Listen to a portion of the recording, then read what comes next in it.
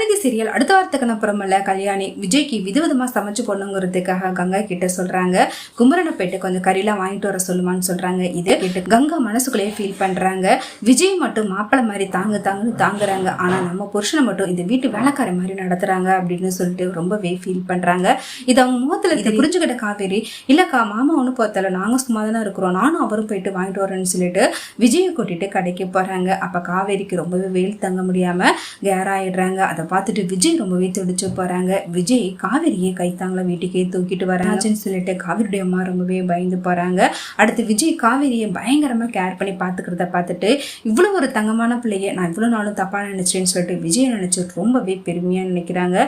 ஒரு பக்கம் கங்கா, இதுக்கப்புறம் நம்ம இந்த வீட்டுல இருந்தா சரிப்படாது, காவேரி விஜய் இந்த வீட்டுல இருந்துக்கிட்டோம்னு சொல்லிட்டு குமரன் கிட்ட சொல்லி நம்ம வேற வீட்டுக்கு போயிடலாம், வேற வீடு பாருங்க அப்படின்னு சொல்றாங்க. இதை கேட்டு குமரனும் கோவப்படுறாங்க. ஒரு பக்கம் பசுபதி விஜயோட நிலைமை தெரிஞ்சு விஜய பார்க்கறதுக்காக வீட்டுக்கு வராங்க. பசுபதி விஜய் கிட்ட, இந்த மாதிரி ஒரு முட்டாள நான் பார்த்தது இல்ல, அவ்வளவு பெரிய கோடீஸ்வரனா இருந்தனே இப்ப தெருவுக்கு வந்துட்டேன்னு சொல்லிட்டு கைத்தட்டி சிரிக்கிறாங்க. இதை கேட்டு விஜய் ரொம்பவே கோவப்பட்டு பசுபதி கூட சண்டை போடுறாங்க.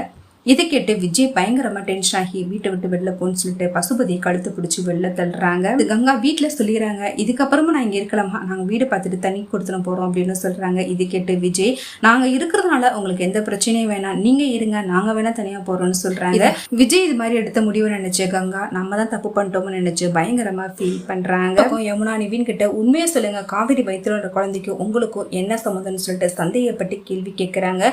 இது கேட்டதுமே நிவின் ரொம்பவே டென்ஷன் ஆகி கை நீட்டி அரைஞ்சிறாங்க. யமுனா அழுதுகிட்டே வீட்டுக்கு வராங்க.